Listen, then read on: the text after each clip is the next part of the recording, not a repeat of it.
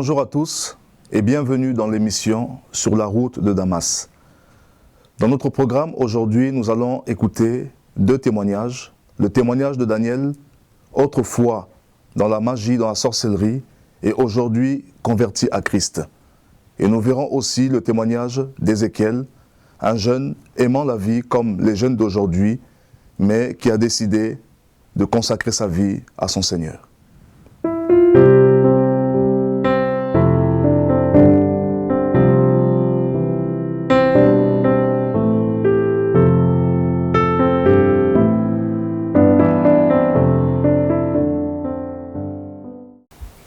Daniel, bonjour.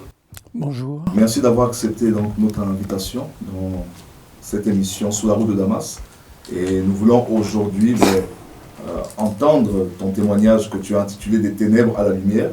Et je crois que nous allons en savoir plus. Est-ce que tu peux te présenter? Je m'appelle Daniel Sibyl, j'ai 68 ans et je suis né dans une famille catholique traditionnelle avec la communion et tout ce qui suit dans ce domaine-là. Et puis, j'ai suivi j'ai eu une éducation tout à fait comme courante, comme tout le monde après la guerre. C'est-à-dire, c'était pas rose, quoi. Et lorsque tu dis traditionnel catholique, c'est-à-dire qu'il y avait régulièrement, tu étais à la messe, donc c'est-à-dire qu'il y avait la notion de Dieu, comme à la maison? Absolument, pas à la maison. Fallait aller à l'église, c'était obligatoire, et il fallait suivre le catéchisme, mais le reste, il n'y a jamais eu de Bible chez nous, même parmi toute la famille qui était très catholique, il n'y avait aucune Bible. Et on ne parlait jamais de Dieu, on parlait de religion, mais jamais de Dieu. Et est-ce que cette éducation que tu as eue t'a permis d'avoir une certaine connaissance de Dieu, peut-être de croire en Dieu? Croire en Dieu, oui. Je croyais en Dieu.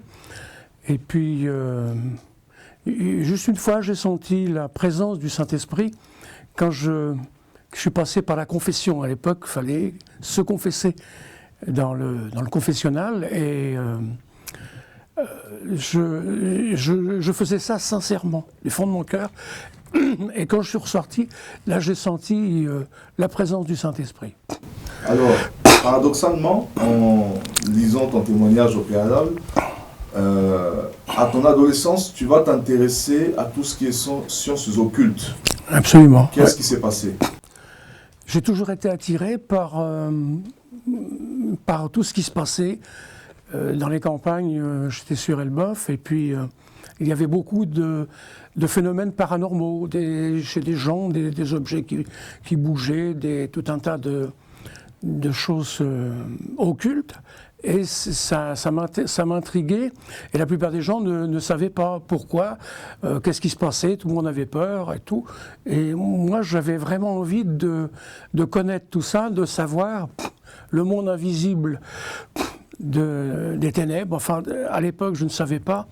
Je ne faisais pas la différence entre ce qui venait de Dieu et ce qui venait de Satan. Donc je ne voyais pas la ligne qui se trouvait au milieu. Je pensais que tout venait de Dieu, plus ou moins, mais... Alors, dans un premier temps, tu vas être intéressé par ces choses-là. Oui. Mais dans un second temps, tu vas aller beaucoup plus loin parce que tu vas entamer des recherches. Absolument. Qu'est-ce qui va déclencher vraiment cette soif d'aller plus loin? Alors, les recherches, c'est par des livres, des magazines qui étaient très difficiles à trouver à l'époque. Et puis un jour, je suis allé voir un film qui s'appelle Rasputin. C'est le prince Yusupov qui a écrit ça, J'ai tué Rasputin. Et puis, qui est mort en 1916, hein, c'était le plus grand sorcier de la planète, archi connu de tous. Et quand j'ai vu ce film, moi quand je suis sorti, je me suis dit, il faut que ce que fait cet homme-là, moi je le ferai. Je ne sais pas comment, mais je vais réfléchir, je vais me renseigner, je vais chercher, mais je sais que je vais y arriver. Qu'est-ce qu'il faisait d'extraordinaire cet homme? Il pratiquait l'hypnose. Et il imposait les mains aux malades, et les malades étaient guéris. Et bon, il faisait d'autres choses aussi qui étaient moins reluisantes. Mais au moment où toi, tu décides de t'identifier à cette personne-là, est-ce que tu veux faire du bien aux gens? Est-ce que c'est Ouais. quoi? C'est pour le pouvoir? C'est pourquoi? C'était pour faire, c'est vrai que c'était pour faire du bien aussi aux autres, mais il y a aussi cette histoire de pouvoir. Je crois que c'est chez tous les guérisseurs, ça. Et puis il y a un petit côté aussi de l'orgueil aussi qui vient en ligne de compte. Hein. Le pouvoir, et quand on a un pouvoir de ce style-là, on est entouré de toutes sortes de gens qui sont comme le roi et sa cour. Hein. Enfin, j'exagère un peu, mais c'est ça. Hein. Alors Daniel, par la suite, où vont te mener ces recherches? Jusqu'où tu vas aller? Qu'est-ce que tu vas pratiquer? Qu'est-ce que tu vas faire? Alors à partir de ce moment-là, j'ai rencontré des gens, des médiums, des voyants, de toutes sortes de gens qui étaient dans l'occultisme. Et pour moi, c'était enrichissant. Ça m'apportait beaucoup. J'ai trouvé ensuite des magazines sur l'occultisme, sur la radiesthésie et toutes ces choses-là. Et c'est comme ça que j'ai pu m'inscrire à l'enseignement de l'ordre de la Rose-Croix. Rose-Croix à Morque, hein, parce qu'il y en a deux. Et donc j'ai suivi cet enseignement. Et on avait de la méditation, on apprenait la méditation transcendantale et la méditation journalière. C'est-à-dire on avait des papiers, des cartons, et il y avait des phrases à citer. Et je sentais une présence sur moi. Mais seulement, sauf que, sur le Saint-Esprit, on sent aussi une présence. Mais là, cette présence-là était froide. Il y avait une présence qui était froide. Et pour moi, je disais, c'est Dieu. C'est quelque chose de Dieu. J'étais persuadé. Alors, au fur et à mesure, ça prenait de plus en plus d'ampleur. J'ai pu suivre des cours sur la radiesthésie, sur le magnétisme, sur les guérisseurs. Parce que moi, j'avais prévu, c'était magnétiste guérisseur. Et j'ai suivi des cours chez un guérisseur à Rouen, magnétiseur guérisseur. Et donc, j'étais un très bon élève. Et donc, j'ai appris à magnétiser parce qu'il y avait une technique. Et La technique était basée sur quoi? Sur des incantations, sur quoi? Non, beaucoup de gens croient ça pour le magnétisme, mais il n'y a aucune incantation. C'est le principe du magnétisme l'origine du magnétisme, c'est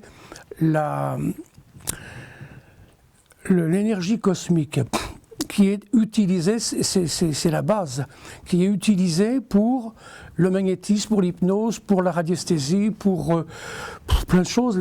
Comment tu reçois cette énergie-là? C'est une technique mentale.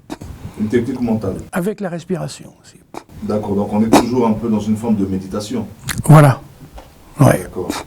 Et je lis aussi dans ton témoignage que tu as eu à pratiquer des sorties astrales. Oui. C'est quoi? Alors c'est comme si la tête s'ouvrait, comme ici il y avait une fermeture éclair, hein, et l'esprit partait comme ça, en l'air. Et on est conscient de ce qui se passe. Ah oui, absolument. Et on s'en va vers une lumière qui est extrêmement blanche. J'ai une couleur que je n'ai jamais vue sur Terre. Et puis, en fait, à chaque fois, j'ai eu peur, quoi. J'ai eu peur de ne pas revenir, parce qu'on peut très bien partir et rester en léthargie, et catalepsie, le corps l'esprit peut rester. Donc, tu as connu des personnes qui... Non, mais j'ai eu des témoignages. D'accord. Ouais. Donc on peut sortir de son corps et ne plus revenir et se retrouver finalement un légume, voilà. Le cœur peut continuer de vivre pendant des années comme ça, et puis... Et lorsque, si je reviens un peu en arrière, lorsque tu as cette volonté d'être compté parmi les guérisseurs, parmi les magnétiseurs, est-ce qu'il y a aussi, je dirais, le côté pécunier, aussi, le côté argent? Ouais. Bah oui, parce que je travaillais en menuiserie, c'est très dur physiquement. Et puis, c'est pas des métiers valorisants et ce sont pas des métiers rentables, je dirais. On survit, quoi. Alors, je me suis dit, dans ce domaine-là, là, je pourrais, à l'époque, il y a plus de 20 ans, j'aurais pu gagner largement 2000 francs par jour. C'était quelque chose de bien. Et j'aurais pu travailler en costume aussi, sans me salir. Et je sais que j'aurais facilement, je me serais facilement fait une clientèle. Ça marche tout ça, ce truc-là. Et à ce moment-là, que dit ta famille? Que pense ta famille de tout ça? Est-ce qu'ils sont au courant de tes démarches? Plus ou moins. Bon, ma femme, comment dire, j'étais pas... c'était le début du divorce, quoi, parce ça n'allait plus, déjà depuis longtemps. Et en fait, je sais que ça ne lui plaisait pas, mais comme c'était une femme qui ne parlait jamais, d'abord, il n'y avait jamais de dispute, parce qu'elle ne parlait pas. Et si j'ai expliqué quelque chose, elle n'écoutait pas. Donc, ça fait que dans la famille, il n'y avait rien... il ne se passait rien, quoi, de ce côté-là. Alors, je faisais mon truc dans mon coin, ma méditation journalière, et c'est tout. Pendant combien de temps a duré cette vie-là, dans la sorcellerie? Une bonne... vraiment à fond, une bonne dizaine d'années.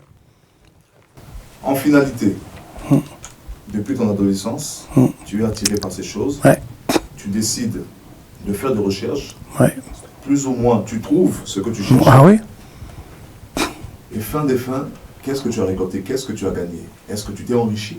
Ah, pas du tout, au contraire. Parmi les puissants de ce monde, qu'est-ce que tu as gagné? C'était catastrophe sur catastrophe, tout ce que je faisais, tout ce que je touchais, catastrophe. De mariage, de divorce, des problèmes graves avec les enfants, du premier mariage. Et puis l'artisanat, c'était une catastrophe. Des difficultés à se faire payer. Des devis, que je faisais des devis pour rien, qui n'avaient aucune issue. C'était du temps de perdu. Et tous les accidents de voiture aussi. Dès qu'on est dans l'occultisme, ce sont des portes de malédiction grandes ouvertes. Qu'est-ce qui fait que, malgré tous ces déboires, on persiste à demeurer? Parce que d'abord, je savais pas la solution, je la connaissais pas. Et là où ça devenait très grave, c'est surtout vers la fin, c'est que j'étais pris d'angoisse terrible. Et celui qui n'a jamais connu d'angoisse, il a du mal à comprendre, parce que je voyais la mort arriver en face.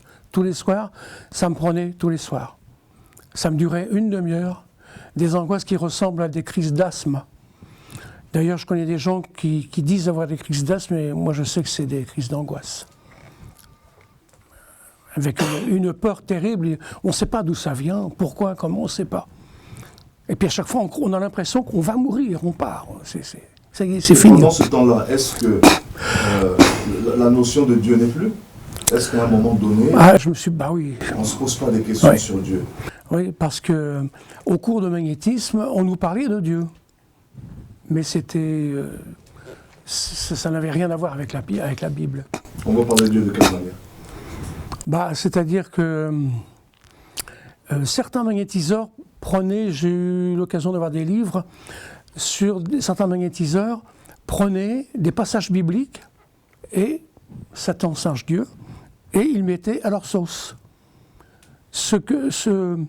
Jésus dit, demandez en mon nom ce que vous avez besoin, et Dieu, votre Père vous le donnera. Et donc ils ont arrangé ça à leur sauce aussi. Il y a eu aussi... Moïse était considéré chez les magnétiseurs comme le premier sourcier. Il disait avec son bâton, il a frappé le rocher de Reb, il y a une source qui est coulée, alors il dit c'est le premier magnétiseur sourcier. Alors que on sait très bien que c'est absolument faux. Et il y a beaucoup de choses comme ça. Chez les Rose-Croix, chez les francs-maçons, c'est identique aussi. Le baptême, ils ont emprunté au baptême la mort du vieil homme et la nouvelle naissance. Et ça s'appelle l'initiation. Et il y a beaucoup de choses comme ça qui sont empruntées. Est-ce qu'on parle de Satan? Est-ce qu'on parle du diable? Pour ainsi dire pas, non. Oh non. C'est totalement occulté. Ouais. Ah, oui, oui. Pas de démons, pas non plus les démons. Non. Rien de ce qui peut faire peur. Ça peut arriver, non, c'était très rare. J'ai assisté à beaucoup de réunions avec plein de guérisseurs, avec pas mal de gens qui venaient tous du même bord, du même milieu, quoi. Mais d'horizons différents, mais jamais je n'ai pas souvenir de ça. Alors, quand as-tu rencontré Jésus finalement? Comment as-tu... Alors, il arrive un moment où on sait qu'on est dans cette pire en pire. Je me retrouvais tout seul, en divorce, catastrophe partout, travail, catastrophe, tout. Et les angoisses chaque jour, et c'était de plus en plus grave, c'était de plus en plus insupportable. Et j'avais une amie d'enfance qui m'avait parlé de Jésus, qui était protestante réformée dans la région de Bovienne, et qui se retrouvait dans une église évangélique de la région où j'habitais après. Et je lui avais dit, elle voulait toujours que je vienne parler avec le pasteur, parce que elle me dit, tu es chez les Rosroises, que ça va? Ben, je dis non, ça va pas bien du tout, faut venir, tout ça. Je dis oui, mais je viendrai, mais je disais toujours ça, puis je le faisais pas, quoi. Et en fait, un jour, il y a un gars qui fait l'autostop à Rouen. Je le prends, moi je m'arrête toujours, enfin en principe. Et puis le gars, il me dit, je vais à Louveteau. Ah, je dis, oui, ça fait un bout de Rouen à Louveteau, mais bon, je lui dis, ça fait des années que je dois y aller. Et en plus, il allait dans cette église-là. Alors, alléluia, je l'emmène là-bas. Et c'était le jour où le pasteur Barclay était dans cette église, hein, c'est un pasteur américain. Et donc je suis rentré, et c'était bondé de monde. Et je vois cet ami-là qui me trouve une place devant. Et j'ai assisté au culte, quoi. Et le pasteur, ensuite, à la fin, il y avait un appel, il priait pour les gens, il y en a qui tombaient. Il disait, le Seigneur me dit pour toi, pour ceci, cela. Et moi, je disais, mais nous, on le fait, ça. On fait la même chose. Et je n'ai pas osé me lever pour aller à l'imposition des mains. Et donc, je suis parti. Et je suis resté un bon bout de temps sans y aller. Et un jour, dans mon travail, j'étais redevenu salarié. Je faisais du service après-vente en agencement, cuisine, salle de bain. Et je travaillais sur Yvetot. Et donc, comme cette église-là se trouvait à côté, et en rentrant chez moi, je passais devant. Et à plusieurs reprises, je me dis, j'ai promis que j'allais revenir. Alors un jour, j'ai fait demi-tour et je suis rentré. Et il y avait une douzaine de personnes qui vivaient constamment dans l'église, particulièrement à la cuisine, tout ça. Et donc on m'a parlé de la Bible, hein, et ils m'ont proposé de prier pour moi. Et j'ai accepté, c'est la première fois que ça m'arrivait. Et mon abcès, c'était le Deutéronome 18. Alors ça, normalement, beaucoup de chrétiens le connaissent par cœur, que toute personne de chez toi n'aille voir les sorciers, les devins, les magiciens, et donc toute la panoplie, quoi. Alors ça m'a marqué quand même, et je me suis posé la question, j'ai dit, mais quand même c'est la Bible, c'est quand même le livre de Dieu, c'est pas n'importe qui, n'importe quel livre. Alors je me posais quand même des questions. Et je suis retourné, j'ai eu des chantiers qui ont duré pendant quelques mois, ce qui m'a permis, toutes les semaines, je m'arrêtais une fois ou deux. À chaque fois, on priait pour moi, si cela. Et j'y retournais, j'avais envie d'y retourner. Et dans mon cœur, je savais que, disons que j'allais quand même me convertir. Mais j'avais encore le frein à main serré. Et un jour, en rentrant chez moi, je pratiquais aussi la guérison par les œufs. J'aurais dû le dire tout à l'heure. C'est une pratique qui vient d'Afrique, c'est de la magie pure, la sorcellerie pure. C'est-à-dire qu'on magnétisait les gens avec des œufs, avec le principe du magnétisme, Et ensuite, les œufs, on les passait dans la braise. Hein. Et selon comment ils s'ouvraient, moi je ne savais pas qu'un œuf ça explosait dans la braise, mais là ils explosaient pas. Ils noircissaient à l'endroit qu'on avait touché la personne, ils s'ouvraient et ils coulaient. Et une fois que les œufs, on faisait le nombre d'œufs qu'il fallait quand les œufs explosaient, on disait que la personne était délivrée. Et tout ça c'est une histoire de transfert. Hein. Et en fait, les gens ne sont jamais délivrés. Comment expliquer, c'est très compliqué de donner un détail à ce sujet-là, mais c'est le problème en fait. Voilà, on déplace le problème. Et donc chez moi, j'avais des photos et des gens avec des œufs sur ces photos pour des guérisons, pour toutes sortes de choses. On pouvait faire aussi pour des objets qui ne se vendaient pas ou un copain brocanteur, je devais le faire. Et puis, d'ailleurs, quand je magnétisais ces photos-là, j'avais appris par des livres de magnétiseurs qu'il fallait dire « au nom de Jésus ». Je magnétisais des photos ou des gens dans le nom de Jésus. Incroyable, quand même. Et quand je posais sur les photos, je voyais des filaments noirs qui sortaient de la photo, qui rentraient dans l'œuf. Et donc, un jour, je me suis dit, ça c'est de la sorcellerie. Je dis là, je suis dans l'erreur. Je ne peux pas continuer comme ça. Je vais commencer par là. Donc, j'arrive chez moi, j'ai tout enlevé, les œufs, j'ai mis tout ça dans une poubelle. J'ai mis de côté les photos, tout ça. J'ai décidé donc d'arrêter ça. Et c'était le premier pas, quoi.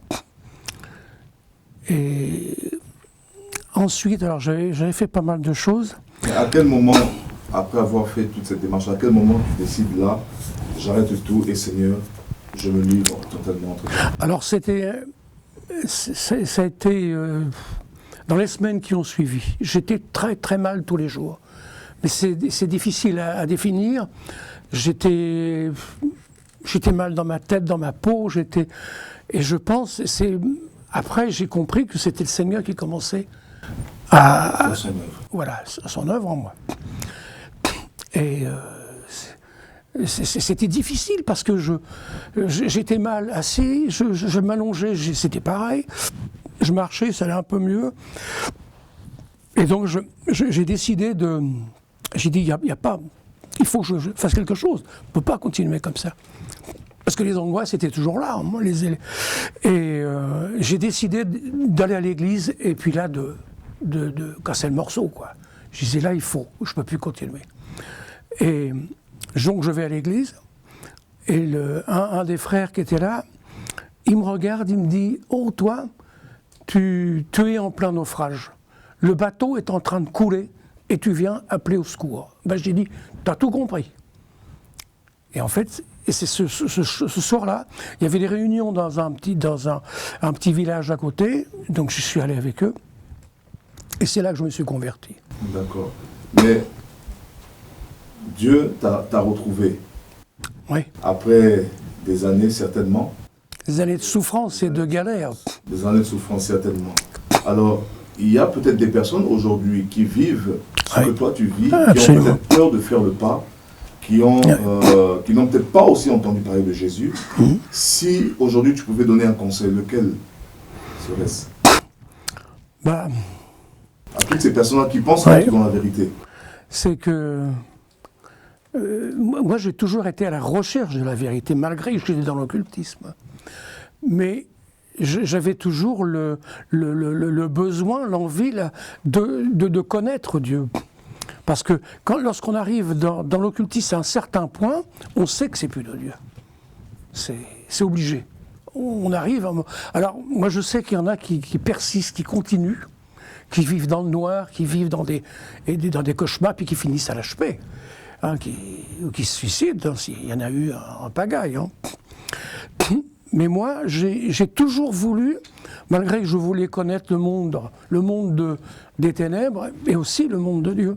Et je ne vais pas dire que j'ai fait un appel à Dieu, mais dans mon cœur, c'était ça quand même.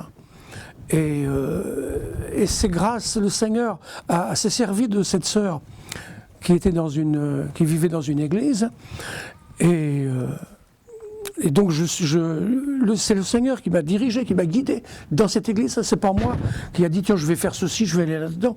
Tout s'est fait, je dirais, à mon insu, quoi.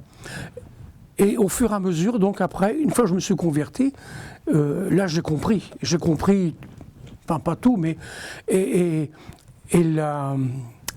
comment dire, le Seigneur a véritablement agi dans ma vie.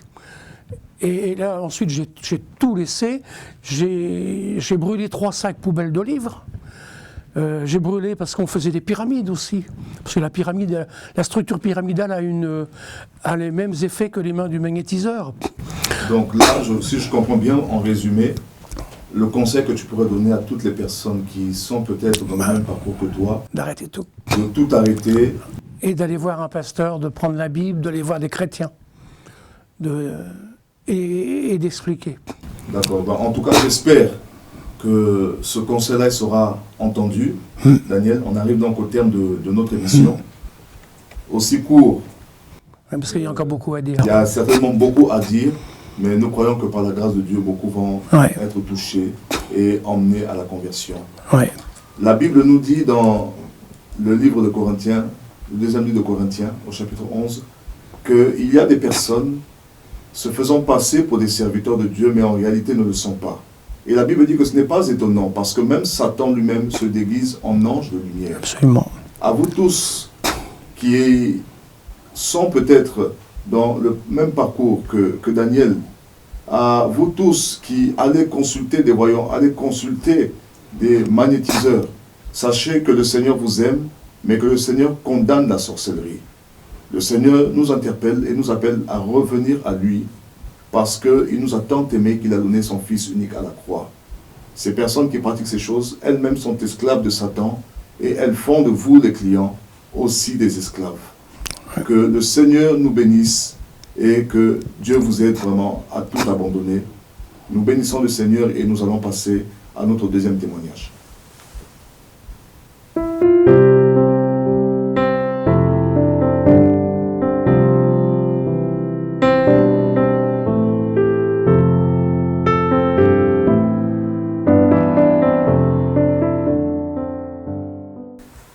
Ézéchiel, bonjour. Bonjour. Voilà, merci d'avoir accepté notre invitation pour faire part de ton témoignage. Donc c'est notre deuxième témoignage de la soirée.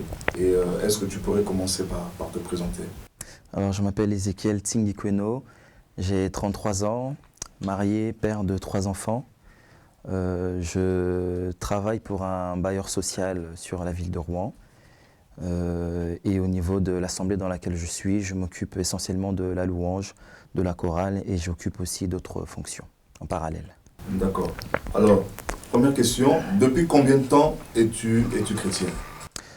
J'ai donné ma vie au Seigneur en juillet 2004, donc ce qui fait 9 ans à peu près aujourd'hui.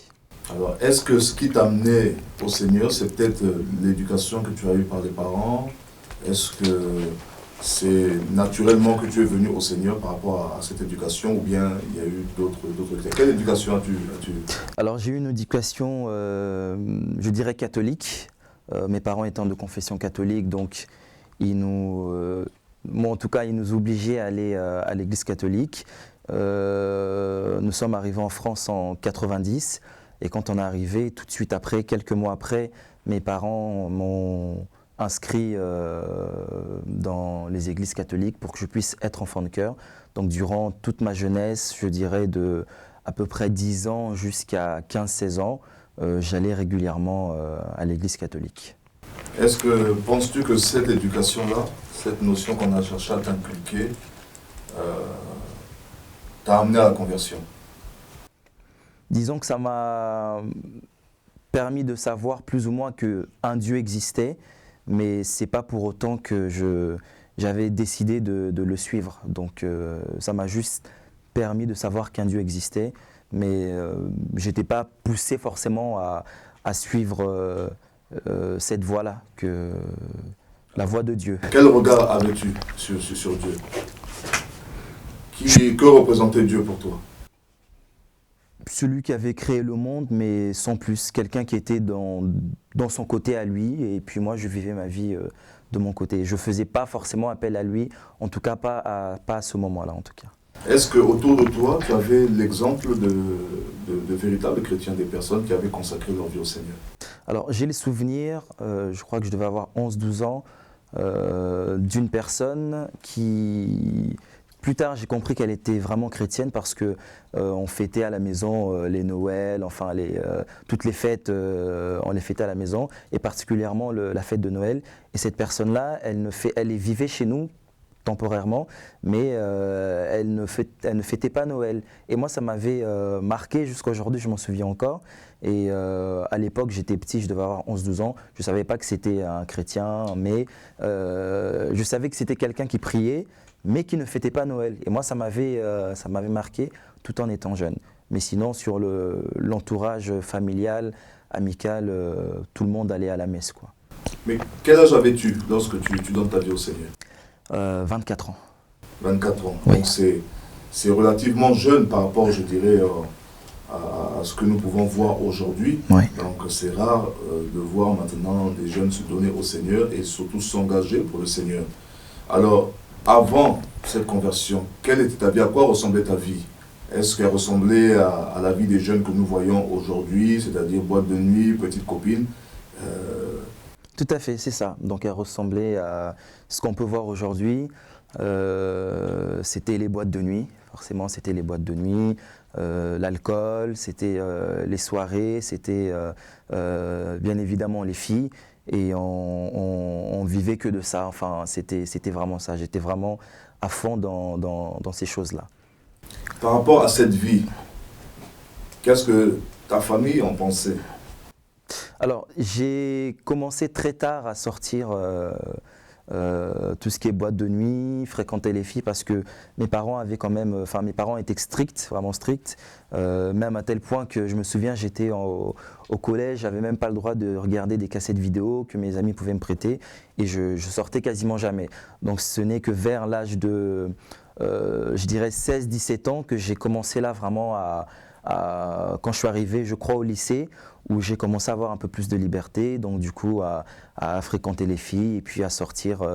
Mais avant ça, j'avais vraiment, je sortais pas, j'avais pas le droit de sortir, donc je sortais pas. Lorsque tu disais que tu faisais la vie, que tu vivais comme tous les jeunes qui peuvent vivre aujourd'hui, quels étaient tes lobbies? Est-ce que tu travaillais? Dans quoi tu dépensais ton argent? Est-ce que tu étais accro à la mode? Est-ce que... C'est ça, j'étais accro à la mode. J'étais accro à la mode, accro au téléphone, accro aux voitures, à tel point même que je louais des voitures pendant même un mois. Mais pour ce train de vie-là, évidemment, il fallait avoir de l'argent. Et à cette époque-là, je travaillais dans des confiseries, c'était Tati Bonbon à l'époque. Et donc, ce qui faisait que comme j'étais le responsable du magasin, donc il m'arrivait de me servir à la caisse pour pouvoir satisfaire mes besoins et maintenir ce train de vie-là que j'avais à Est-ce cette que tu étais époque-là. conscient à ce moment-là des risques que tu prenais? J'étais conscient, mais bon, ça me disait pas plus que ça, quoi. Enfin, j'étais conscient des risques que je prenais parce que je pouvais me faire attraper, me faire licencier. Mais comme il fallait absolument que je maintienne le rythme de vie que j'avais, je continuais à faire ça. Donc je volais en fait dans la caisse. Alors,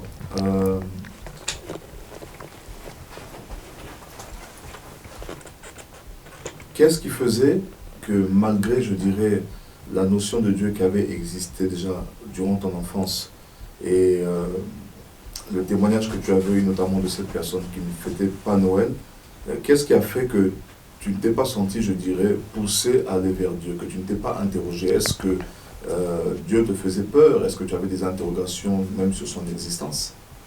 Alors il y a une chose qui était un point d'interrogation pour moi par rapport à l'existence réelle de Dieu, c'était l'état de ma sœur, parce que j'avais une sœur handicapée qui est décédée depuis quelques mois maintenant, et c'était un point qui pesait lourd dans mon cœur, parce que j'ai des souvenirs, elle a commencé à... Enfin moi je l'ai connue toujours handicapée, et ça me dérangeait quelque part, parce que je me disais, bon, Dieu, si tu existes vraiment, pourquoi elle est dans cette situation-là, parce que elle n'a jamais fait de mal à personne et l'état dans lequel elle était, c'était depuis qu'elle était toute petite, donc je ne l'ai jamais vue faire du mal à quelqu'un, et c'était vraiment quelque chose qui me poussait à m'interroger sur l'existence de Dieu. Et je disais aussi, si tu existes, fais qu'elle puisse être guérie, qu'elle sorte de cet état d'handicap dans lequel elle était.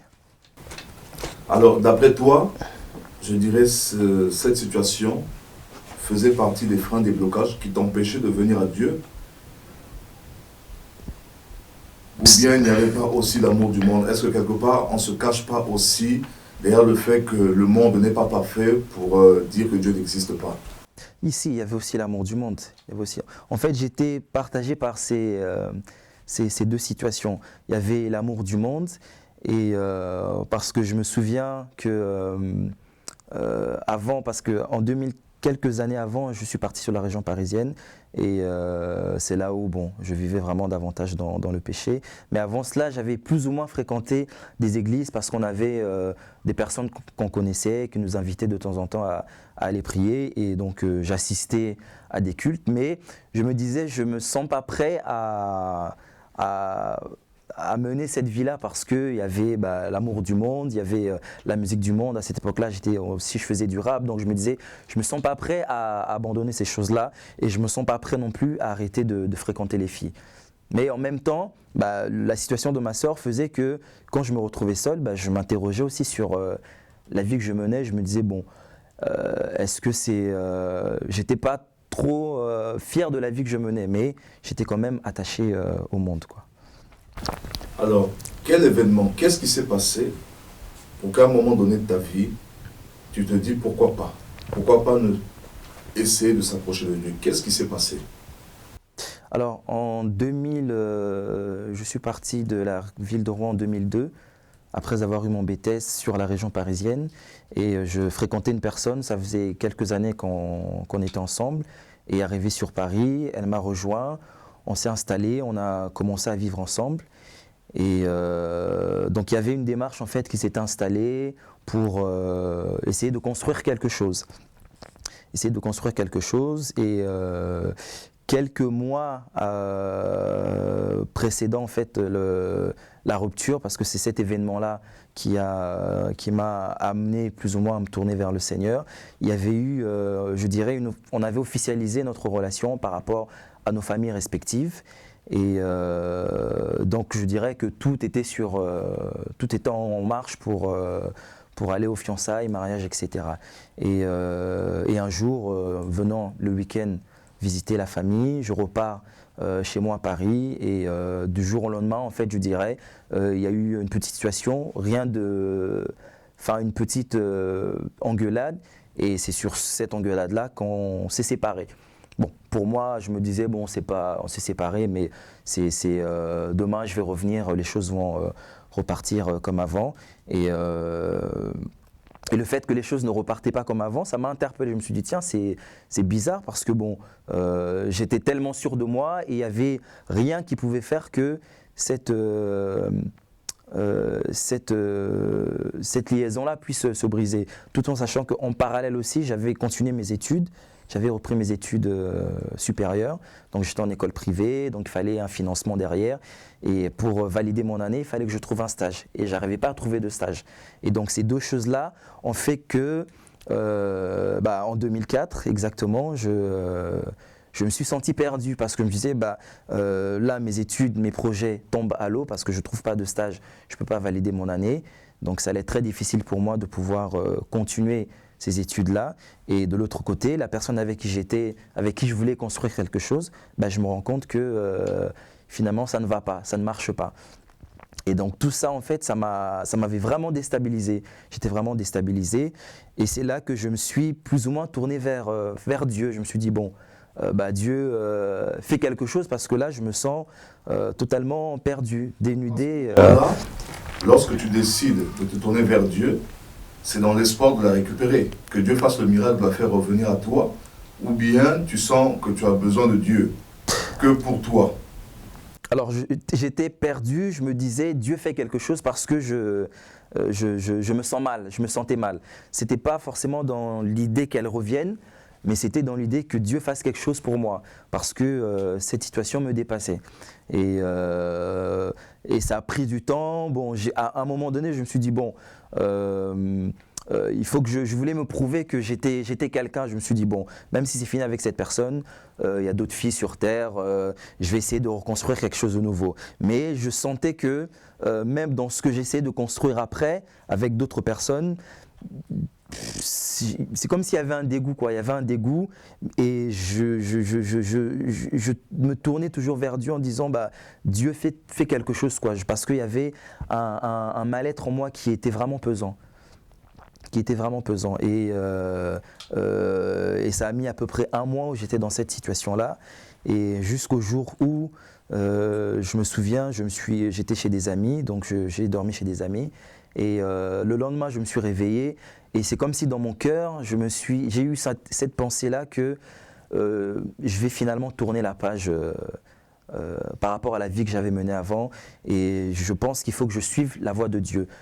Je pense qu'il faut que je suive la voie de Dieu sans pour autant savoir ce que ça voulait dire exactement, mais je sentais en moi que tout ce qui était boîte de nuit, c'était terminé, tout ce qui était fille, c'était terminé, et il fallait que je me tourne vers Dieu. Et ce qui m'a aidé aussi à vraiment me tourner vers Dieu, c'est que j'avais ma sœur qui fréquentait une église évangélique.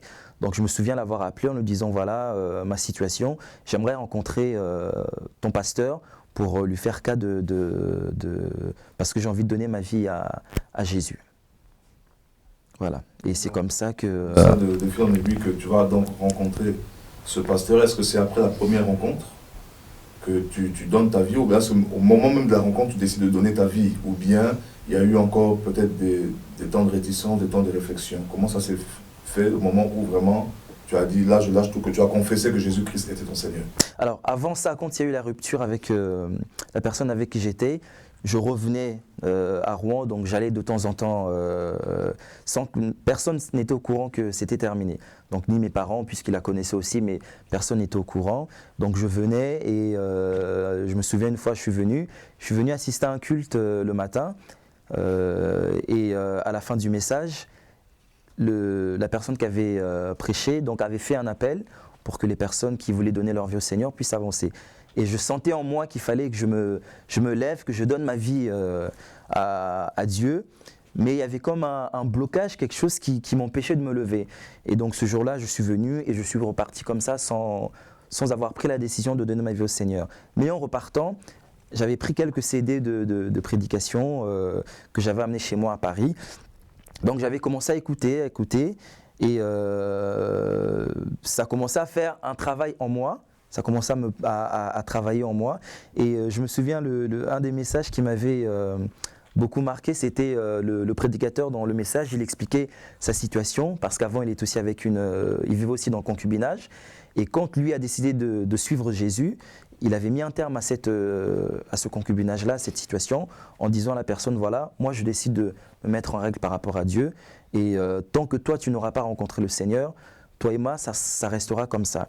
Et après, dans sa prédication, il expliquait que plus tard, le Seigneur avait touché le cœur de cette personne qui allait devenir sa femme plus tard. Et ensuite, ils s'étaient mariés. Et donc moi, je me suis dit, tiens, Dieu aussi peut faire ça.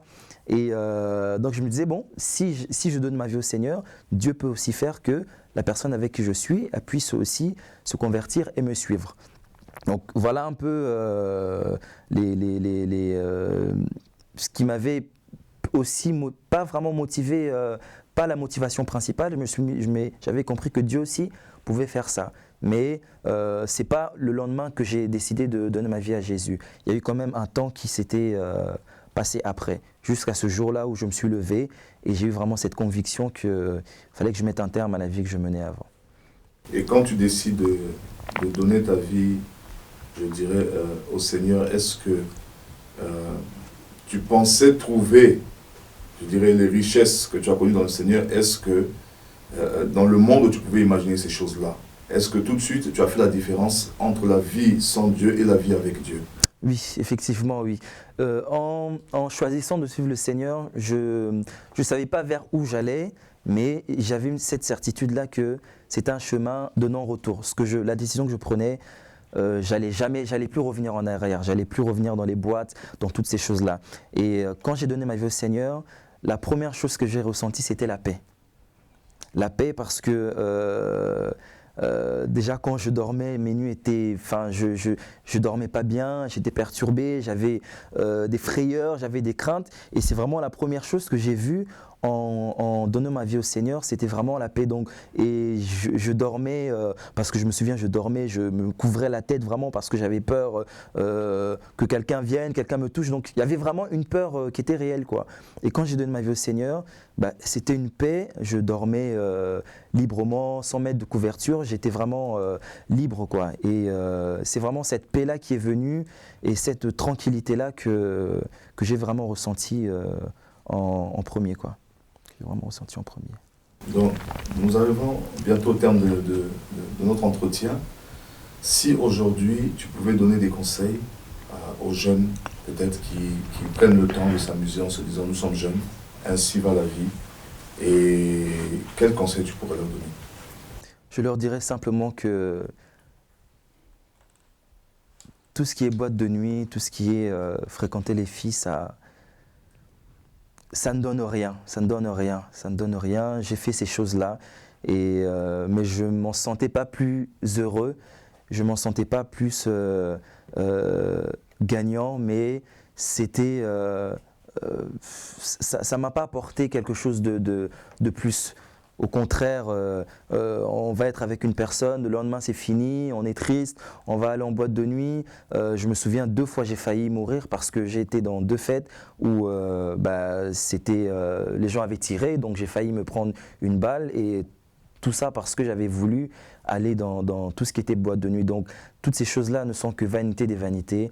Ça ne sert à rien parce qu'on s'en sort pas plus heureux, on s'en sort pas plus intellectuel, plus intelligent, mais ça ne fait que nous détruire finalement, quoi.